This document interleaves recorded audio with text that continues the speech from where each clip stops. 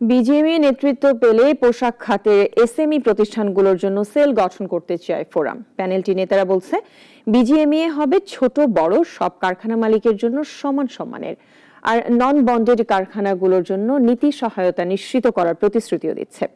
আর UD charge সর্বোচ্চ 20% কমাতে প্রতিশ্রুতি দিচ্ছে নির্বাচনী জোটটি।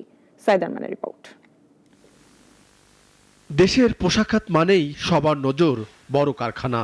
নীতি সহায়তা থেকে শুরু করে বিজিএমইএ সংশ্লিষ্ট সব পক্ষই যেন ব্যস্ত থাকে বড়দের নিয়ে। আর্থিক সক্ষমতা, ক্রেতাদের সঙ্গে যোগাযোগ, ব্যবস্থাপনা দক্ষতা সব সূচকেই স্বস্তিতে থাকেন বড় উদ্যোক্তারা।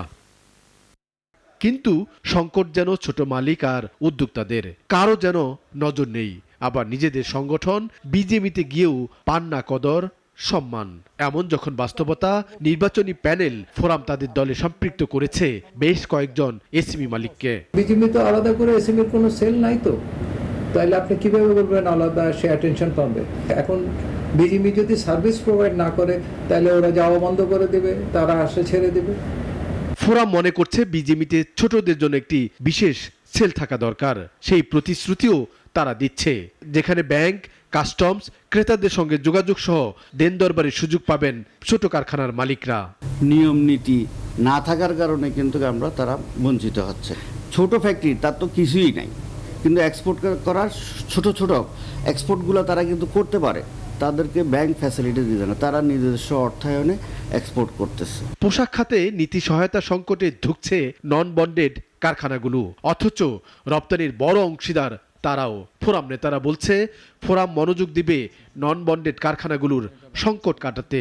আর উদ্যোক্তাদের ইউডি চার্জ 10 থেকে 20% কমিয়ে স্বস্তির প্রতিশ্রুতি ফোরামের।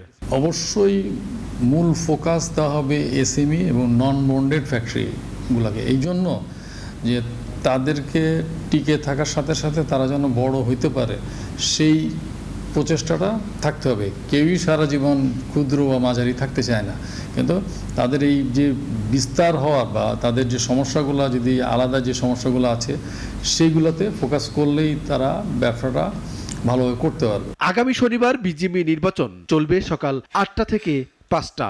ভোটার 1864 পোশাক মালিক। গতবারের বিতর্কিত তালিকা থেকে বাদ পড়েছে 632 জন। সাইদ আরমান, নাগরিক, ঢাকা। ওয়ালটন আবারও মিলিনিয়ার অফারে ওয়ালটন ফ্রিজ কিনে আপনিও হয়ে যেতে পারেন মিলিয়নিয়ার।